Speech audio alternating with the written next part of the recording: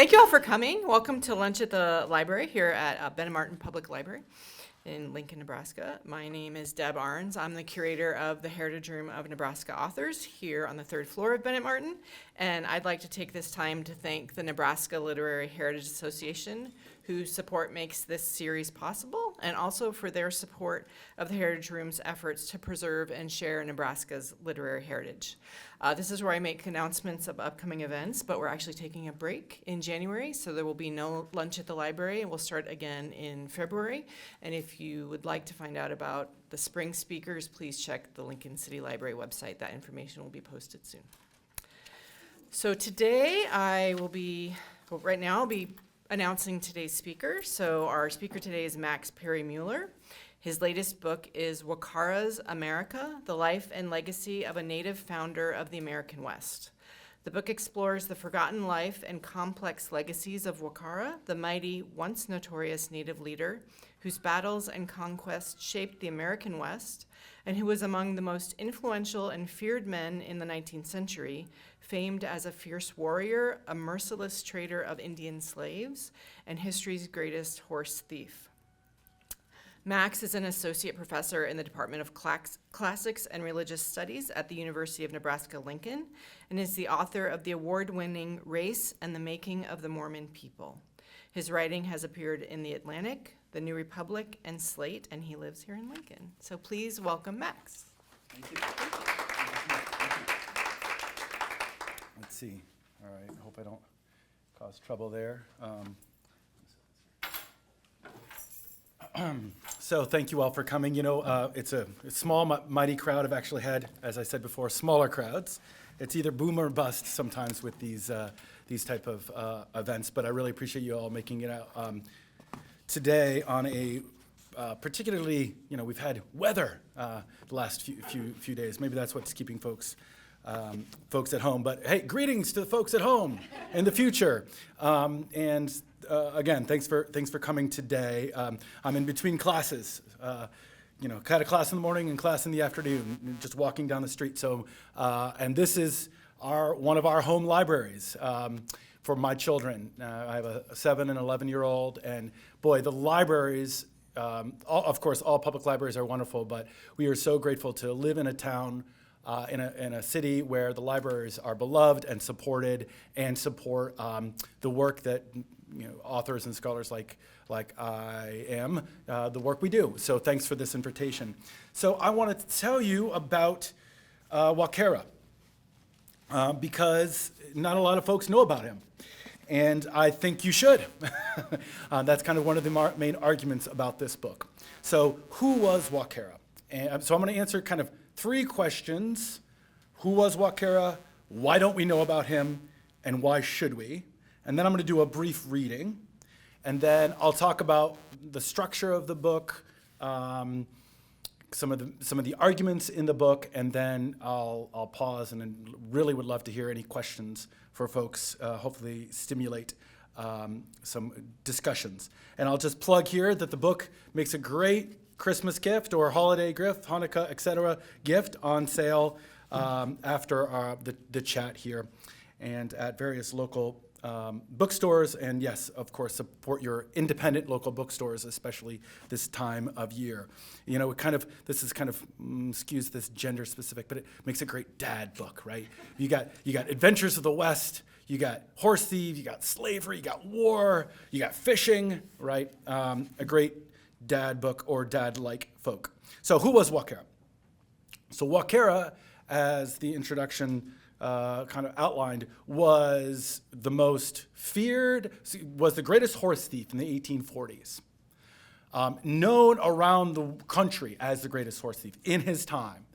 And so he was from Utah, and I was saying before, I love skiing. My true religion is skiing. So I go to Utah to ski, and the archives always go bad if you don't visit them, right? They spoil if you don't visit them in February and March when the skiing is at its height. So, but he was from Utah. In fact, he was from Provo area of Utah, Salt Lake City, folks know, and then just south is actually where Provo is, where BYU is, and it's actually home to the third largest body of fresh water west of the Mississippi, what is now called Utah Lake. And Wakara's people were from that region, and I'll talk about why that's so important in terms of their relationship to fish a little bit later. But that was his home base. And in the 1840s, he became, as I said, the greatest horse thief of the American West. He would travel from central Utah south along what was called the Old Spanish Trail, the most important overland route that connected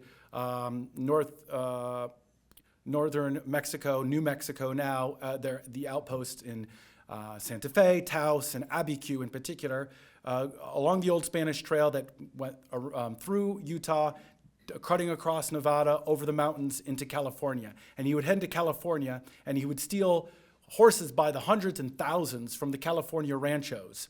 The ranchos were the secularized missions that Juan Posera started in the 1770s. And he would spend a couple of months there with his lieutenants and other cavalrymen and other mountain men, stealing horses a little bit at a time, and then running a couple of dozen at a time each raid, and running them into the canyons and mountain passes that he knew very well until they had enough horses, and then they'd march them east along the Old Spanish Trail to sell in New Mexico. And he was, the Californios really hated his horse raiding. It was very disruptive. But it also supplied the horsepower, and I use that, mean it literally here, the horsepower that helped power the expansion of the American West in the 1840s. Along the way, he also enslaved other Native Americans. On his return, mostly on his return trip from California, he would enslave Paiutes. Now, he was a Ute, as in Utah. The state of Utah is named after his tribe. But the Paiutes, who were often, in a lot of ways, his kin, they spoke similar languages. What distinguished him from his kin were horses, and we'll talk about how that plays a really important role in his life. And he would enslave them on the way back from California during the early spring season, when the Paiutes, who lived really hand to mouth, were at their most vulnerable. And he would sell the enslaved Paiutes in New Mexico and California, again providing the human power, right, that powered the settler American West. So he was well known and feared in the 1840s as this horse raider and trader and slaver. He was also a cartographer, a really important cartographer. In the 1840s, as the West was really becoming part of America, recall in 1848, so when the Mexican-American War annexed huge parts of western U.S., Utah, New Mexico, Arizona, Nevada, California, right? That all became part of America, and America had finally reached its goal of kind of having almost total domination over the continental U.S. And Wakara actually helped allow that to happen, because he softened up California, making it easier for the U.S. Army to march in there against the Mexicans. But all the explorers were coming through. Most famously, John C. Fremont was coming through on his many expeditions and mapping the American West. And Wakara met Fremont and other explorers, and Wakara would tell them, the explorers, where the best mountain passes were, where the best watering holes. He knew that he was the most well-traveled man in the Southwest at the time. And his descriptions of those passes were written down into journals and brought back east when the explorers reached Washington and made into the maps, the very maps that other settlers used in later parts of the 1840s and the 1850s, used to to move west. And one of the biggest groups that came west were the Latter-day Saints, the Mormons. And we'll talk a little bit more about his relationship to the Mormons. So he was the greatest horse thief of the time, the greatest slaver, a really important cartographer. He also expanded the Old Spanish Trail, which was the most important trade route of the 1840s. So, he really was, as I argue in the book, a founding figure of the American West, and his founding will continue when the Latter-day Saints arrive in Utah and his relationships. But why don't we know him, right? So who was he, right? I hope I've made that argument that he's a really important figure and also well-known, a living legend during his time, right? All the newspaper reports about the conquest of the West would write about his exploits, right? He was a key figure in the consumption of Easterners love to learn about the exploration of the West. So he was a key figure in that exploration, and his reports were consumed by Easterners in newspapers and in journals like John C. Fremont's that became bestsellers. So he was a living legend during his lifetime, so why don't we know him? Well, because he's a Native American. And a key part of America's origin story, right, manifest destiny, how America becomes America, is the removal of Native peoples from the land, right, and from the history books. So he doesn't fit comfortably into our stories about how America came to be. And I argue in the book he was purposely forgotten, and I outline the ways in which he was forgotten and on purpose. He's this really interesting figure as one of my main mentors and partners in this work, and I work very closely with the various tribes of Utah, including his direct descendants. But one of my best partners in this work is actually folks from the Paiute tribes, the folks that Wakara enslaved. And Rena Pickavit is an elder associated with the Kanash band of Paiutes. And in our work in discussing Wakara and his legacy, she has said this: he was a great man, not necessarily a good one, right? And one of the parts I'm trying to do in this book is recover his humanity, right? He acted like any leader, many leaders, many founders do, right? With very kind of, from our perspective today, kind of mixed, some things that are admirable we look back, and some things that we look back with and question their morality, efficacy. But so he's a human figure. And that means also he doesn't fit comfortably in this idea of a Native American. He's not this, and though he was written about in both of these ways, not this kind of horrible threat to the colonies, right? This kind of savage that we have to best and kill, right? Sometimes he was written about that, but that's not actually how he was. That's the stereotype. The other stereotype is the noble Native American whose loss, is a benighted Native American of yesteryear, whose loss kind of speaks to a loss of America's innocence in the creation of the American West. So he doesn't fit comfortably into these narratives. So I argue he was purposely forgotten. And so that's why we don't know about him. But I think we should know about him in a lot of ways, because it helps, knowing Wakara's story helps us understand Native people's place in the creation of America. Wakara, I argue, is quite unique, but in the size of his exploits, and that's the way he was unique in the size of his exploits, but not necessarily different in kind from a lot of Native Americans who have participated in creating America and continue to participate in the creation of America and do so as Americans and proud Americans. And that's one of the ways I frame the book, and working directly with his direct descendants, tribal descendants, and otherwise.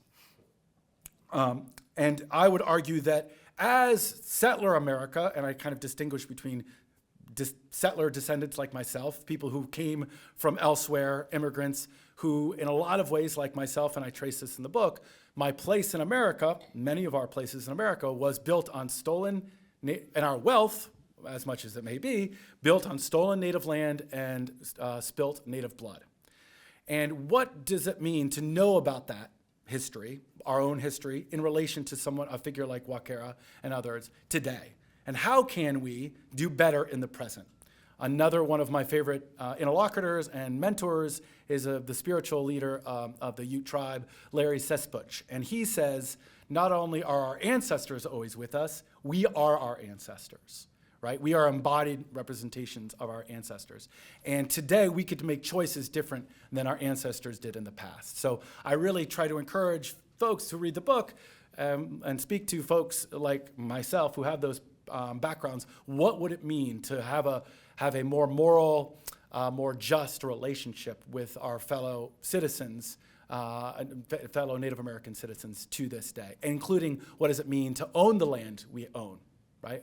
But I'll say that a little bit towards the end of my talk here. So what I'm going to do now is read a portion of the book, and one of the way I frame the book, the way I start the book, is actually at Wakara's gravesite.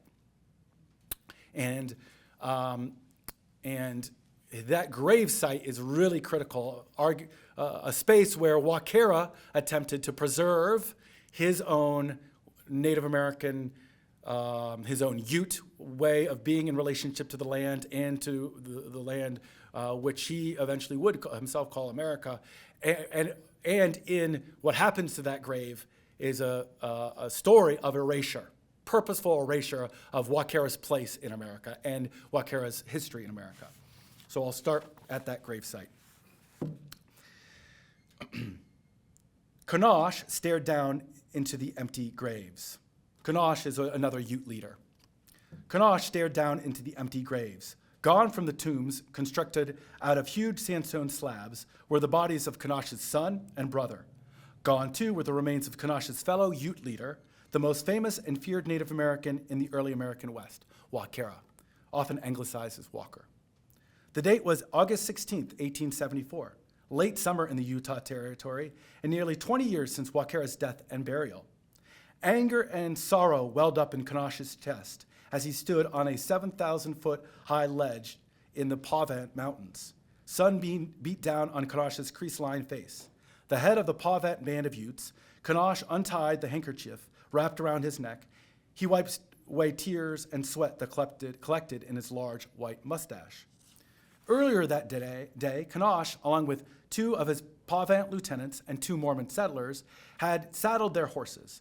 They rode up a zigzagging mountain path canopied by Gamble oaks. Their destination was a 50-acre field of sandstone above Kanosh's farm and homestead. Today, whites call the field the Cow. From a distance, the field resembles a mooing cow. Local Native Americans, however, have long called it Walker's Mountain, home to a massive Ute burial ground of more than 100 graves. It was a Sunday morning, normally a time Kanosh and his fellow Mormons devoted to church. The Ute leader had been baptized into the faith years before. Still, Kanosh and his party spent the Sabbath making their arduous journey up Walker's Mountain to investigate reports that outsiders had recently been to the Ute cemetery and with nefarious intentions. What Kanosh found left the Ute leader livid. Quote, the body of Shah, Kanosh's brother, and Stambo, Kanosh's son, are entirely gone, stolen, reported Kanosh's longtime friend and local Mormon leader Reuben McBride in a letter back to his superiors in Salt Lake City, the capital of the Utah Territory and the central stake of the Mormon Kingdom. McBride, a 71-year-old convert from upstate New York who helped establish the first Mormon settlements on Kanosh's ancestral land, had never seen the Ute leader so upset. Before that day, many thought Kanosh had done well for himself by throwing his lot in with the Mormons. Ever since the Mormons fled to the Intermountain West in 1847 to escape religious persecution, Kanosh had acted as a peacemaker between the settlers and the Utah Native peoples, whose land they colonized. Kanosh cut his hair in the Mormon style. He became a private landowner and farmer, and Kanosh was married to several Native wives at a time. Still, many Utah natives were wary of the Mormons' colonization and their way of life.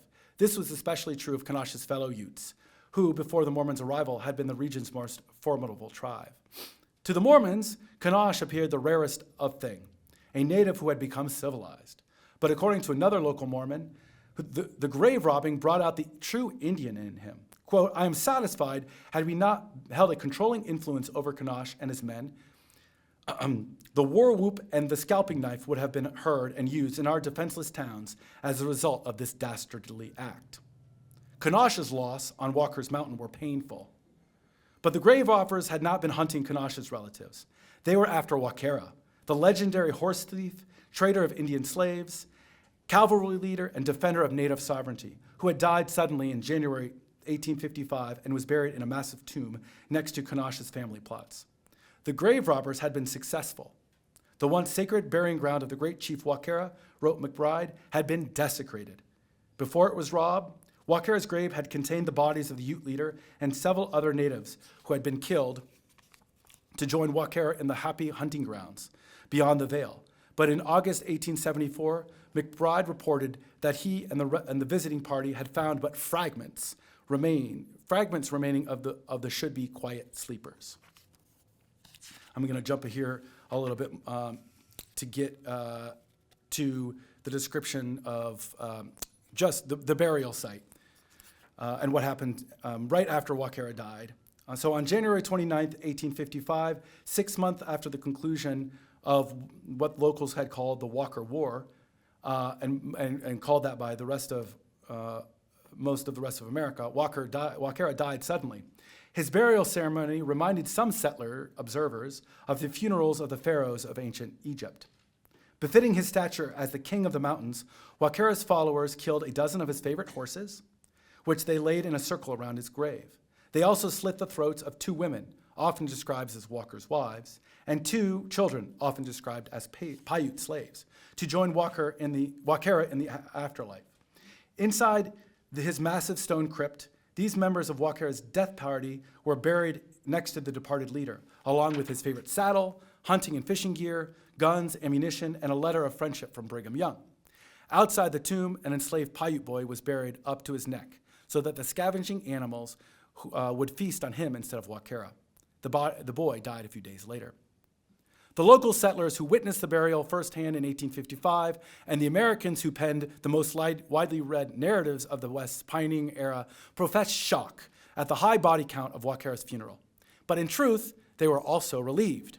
By pointing to Wakara's quote-unquote savagery toward settlers and other natives, settlers succeeded in misdirecting attention away from their own violence in the form of disease, environmental degradation, their own trade in native slaves, and wars of extermination, which put hundreds of thousands of natives in the ground. Wakara's infamy in life did not guarantee that in death he would rest in peace. When Kanash's party visited Wakara's mountain 19 years after his passing, they found the grave robbers were, in fact, headhunters. They took the skulls and tossed aside most of the rest of the bones to become snacks for scavenging animals. Following his 1874 visit with Kanash, Reuben McBride wrote to his superiors in Salt Lake. He asked them if they had any information about the grave robbing. For McBride, Kanash, and others who visited Wakara's mountain, the question of who stole these skulls yet remained a mystery. And really the book, what follows, is kind of an unfolding of of this mystery, right? Who was Wakara? As I said before, and why was he removed from this site? Why was he literally removed, from his burial site, and how does that fit into the erasure story that I'm articulating in the book? But also, how does his life and his legacy, especially embodied in his his descendants, speak to the enduring presence of Native peoples on the land, their influence on the land, and their presence in our lives, or in American life today. So that's a little bit about the book. The book follows, and briefly, I'll just kind of describe the book, and then I'd be happy to take some questions. So I mentioned that Wakara starts life, and this is how the book unfolds. And in a lot of ways, I do move back and forth between time. Again, I do so based on the advice and the counsel of Native and Indigenous scholars who who themselves don't think in time as linear, right? That's another very settler idea, that time moves across space, or time marches across space and time, right? Kind of in a linear fashion. Whereas Native peoples, and again I mentioned Larry Sesbuch, the spiritual leader, thinks of time as a circle, or even seasonal. And Wakara's time was one time, his erasure is another, right? The diaspora of his people, that means, the removal of his people away from their homelands. But perhaps we're in a new time right now when settlers like myself and perhaps many of you and indigenous people are recognizing a time of return,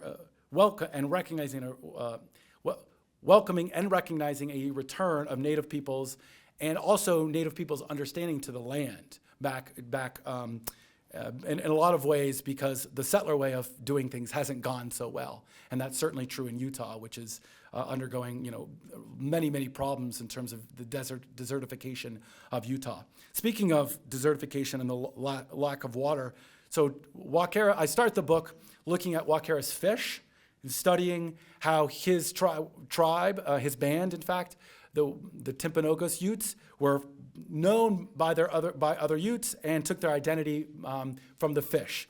Utah Lake was the home to the greatest fishery of the Great Basin, probably the greatest fishery in the American Southwest. Home to 13 endemic species, native species, and Wakara's Utes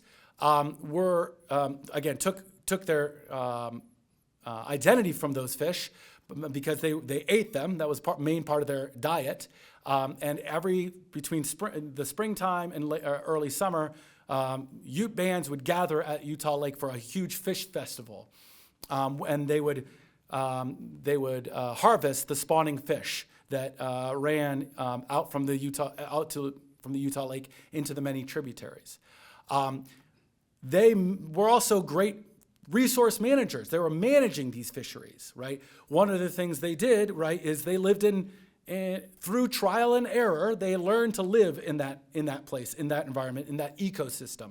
So they knew which fish to harvest and which fish to let go to spawn, and they did so over generations and generations. So that's the story of Wakara's fish and the importance of fish one of the first parts of the book.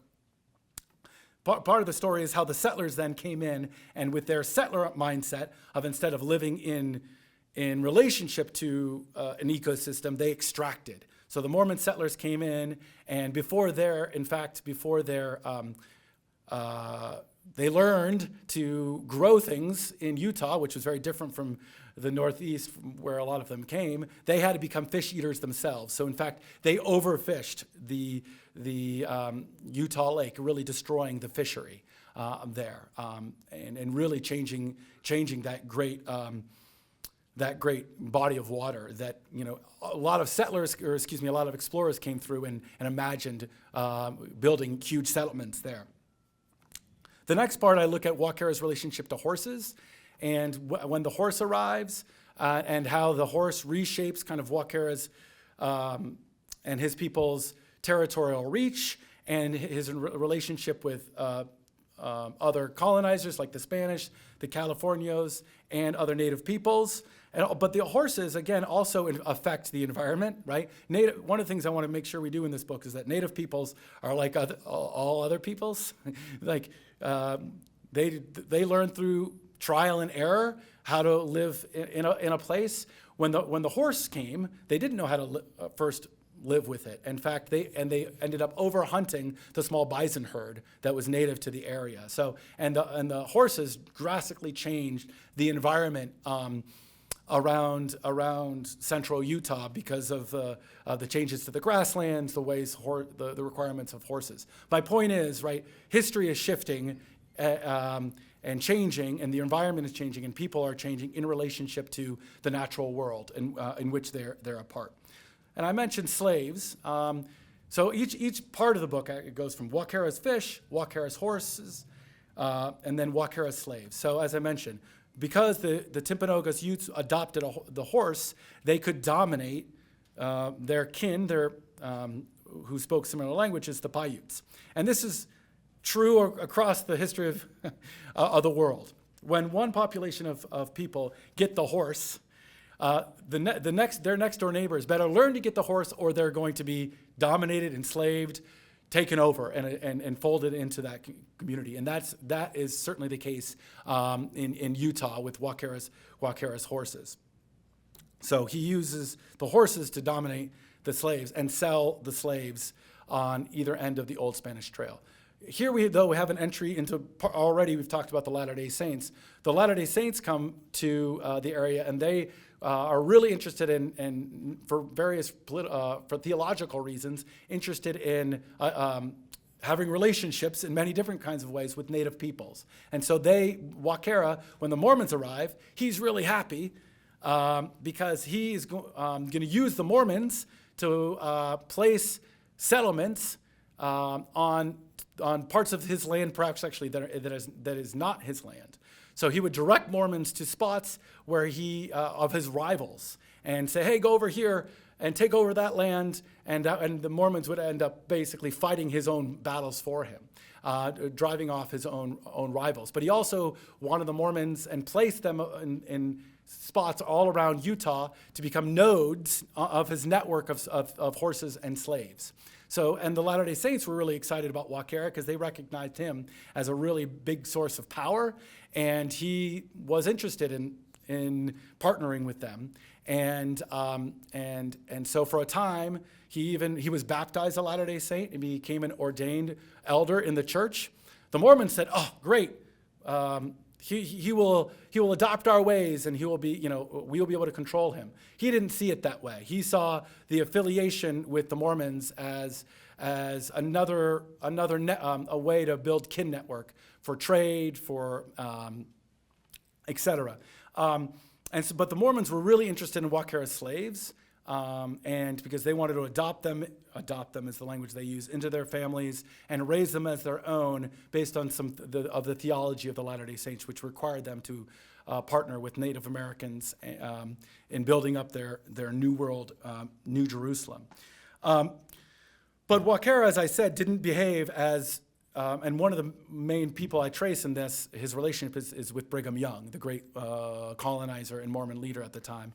And I trace in the book Wakara's relationship with Brigham Young, which is, sometimes friend, sometimes foe. And the most famous part, if anyone knows anything about Wakara in Utah, they know him for this so-called Walker War, which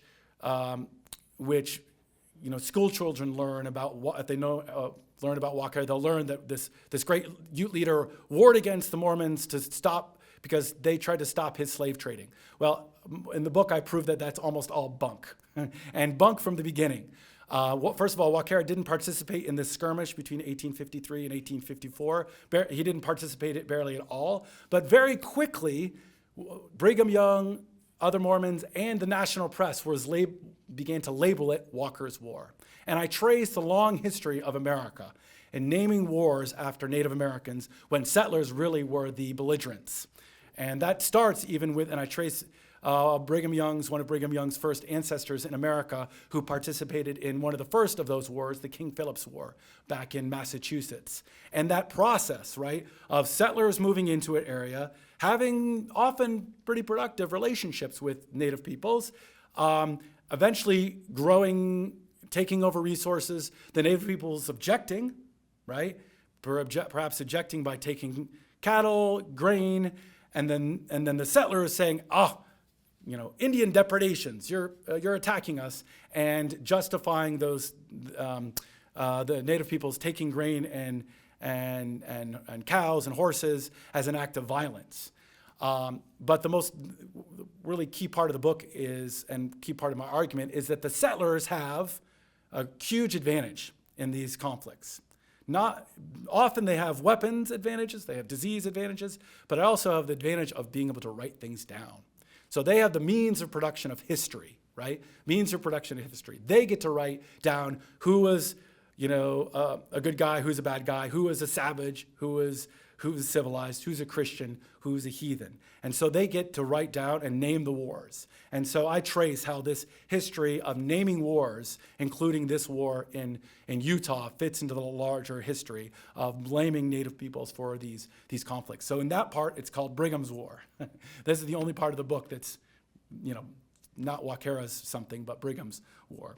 And the last part, I end with his skull, and the Wakara skull, and the history of this very interesting, very troubling history of science and as a frontier in really one of the last frontiers of colonizing and removing Native peoples from the land, which was after the Civil War. Not only were after the Civil War, the Union armies sent west to fight the so-called Indian Wars, killing off Indian peoples from the land, but also collecting Indian skulls, which they brought back to Washington for study. The idea, the larger the crania volume, the smarter, the larger the intellect.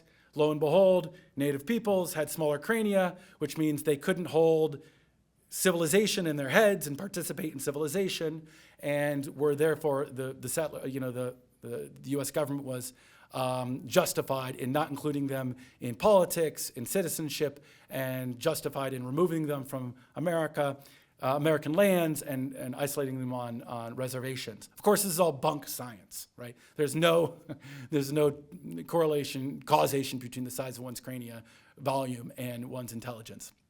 But one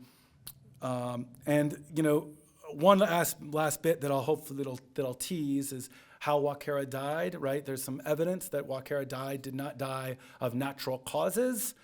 And I trace some of that ways. Perhaps he was poisoned, and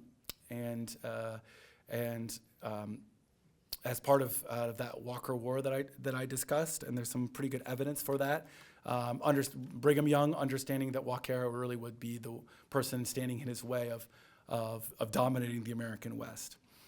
I'll just say again one last thing about kind of return and this long season of diaspora, perhaps return.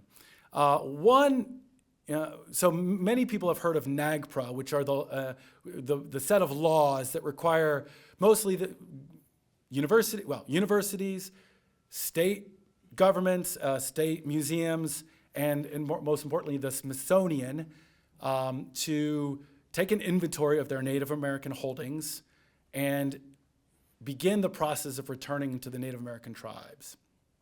And Wakara's skulls all the skulls associated with him are at the Smithsonian and have actually been studied. It's a very complicated process because of the complications around his large burial party, his death party. But the technical word, the legal word for this process is called does anyone know? Repatriation. Now, repatriation is a legal process coming out of actually war history, right? So POWs killed in war, their remains are returned, the idea of repatriation, are returned to their homes so they can be buried, right? And this is a process. I'm very proud of my colleagues in the Global Studies department who are actually in Germany right now finding some remains of American POWs and returning them. Well, repatriation, NAGPRA and all the laws associated did not involve any Native consultation at all. They were designed to solve a settler state problem. They were designed by the settler state, right, the American government, to solve a settler state problem, right? So repatriation really doesn't work, especially if the land from which those remains were stolen is still isn't on the homelands of the people. You can't return Wakara's remains to his homeland, because it's controlled by the combatant, the U.S. government, right? The belligerent, the other party. So the process that Native people argue for is a different process. It's called rematriation, right? Rematriation, remove the settlers from the process entirely, especially the settler state, and is more about reestablishing a sacred spiritual relationship between the people and their land. And really this comes out of the matriarch, the seed carriers, right?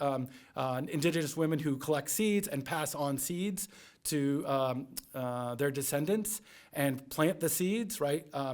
Creating relationship between people and the land, and people and the land together.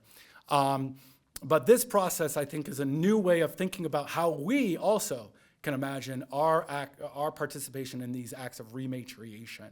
And what would that mean? Including considering, as I ask us all to do, right?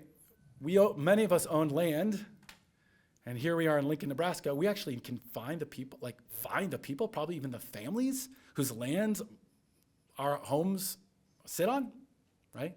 My colleague, Margaret Jacobs, the director of the Great Plains Studies, is working with the Missouri folks and having them return. That's an act of rematriation. We have Missouri Day every September. Boy, should we own this land, right? What would it mean to consider? What does it mean that we pass on that land, as I probably will do with my children, pass on that land that we've accumulated, that wealth that we've accumulated in this land to the next generation? We know better now where that land comes from.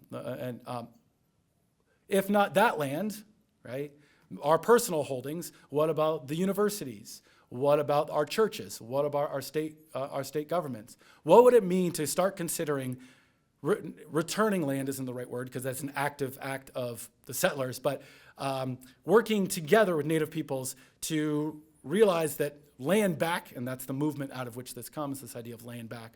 What would it mean to cede ownership of that land and not see it necessarily as giving something up, but working in partnership with indigenous peoples, especially since indigenous people, some have proven to be better stewards to the land, right? So I want us to consider that really hard idea. And I do so not to make us feel bad. I always it's not self-flagellating, right, when we consider this past, but an active way of reimagining our relationship to the land, one in which settlers can become indigenous themselves.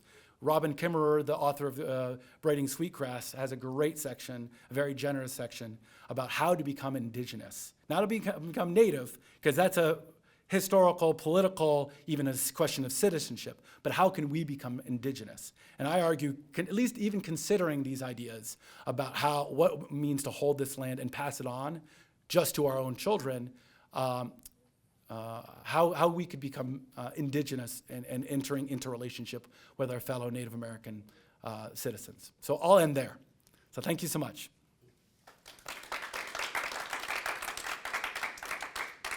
I'm happy to take questions. Yes, sir. So I knew that there were Native Americans who were enslaved, but it sounds like he had a large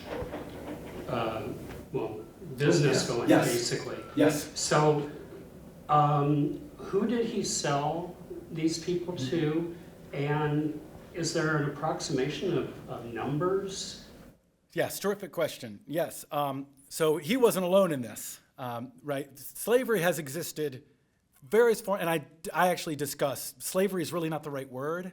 It's a different kind of bondage. His type of bondage was really about making kin networks. It was brutal sometimes, absolutely, but anyway, I differentiate between his version of slavery and settlers' slavery. But yes, he sold enslaved peoples to the Californios, to the New Mexicans, to the Mormons when they came. I mentioned that he was baptized. Here, I'll make this point very briefly. I mentioned he was baptized and ordained into the Mormon priesthood, and the Mormon priesthood is a lay priesthood. It's belongs to all male members. There's a big race history in that, because only in 1978 were black men allowed to, men of African descent allowed to hold the priesthood. That's from my first book, that story. But Wakara placed his own children, his own daughters, in the homes of one of the settlements he helped found, called Manti, which is he's really a founder of many of these settlements. When I say he's a founder of the American West, I mean literally he's a founder of the American West. He helped found a bunch of these settlements, partnering with the Latter-day Saints. And he even placed his own daughters in the Mormon homes, and they became polygamous wives of Mormon leaders, and they have their own huge set of descendants. There are lots of Latter-day Saints walking around Utah and in the Utah or the Mormon diaspora who don't even know they're descendants of Wakara. And Wakara expected children back. He wanted the settlers to place children in his family, right? Well, a form of bondage, right? But this is what kings and queens and people have done, you give me one of, I'll take, your son will marry my daughter, et cetera, I'll marry yours, et cetera, to build kin networks. So that's kind of a form of bondage. But so yes, I mean, Indian slavery has long existed before settlers arrived and long after.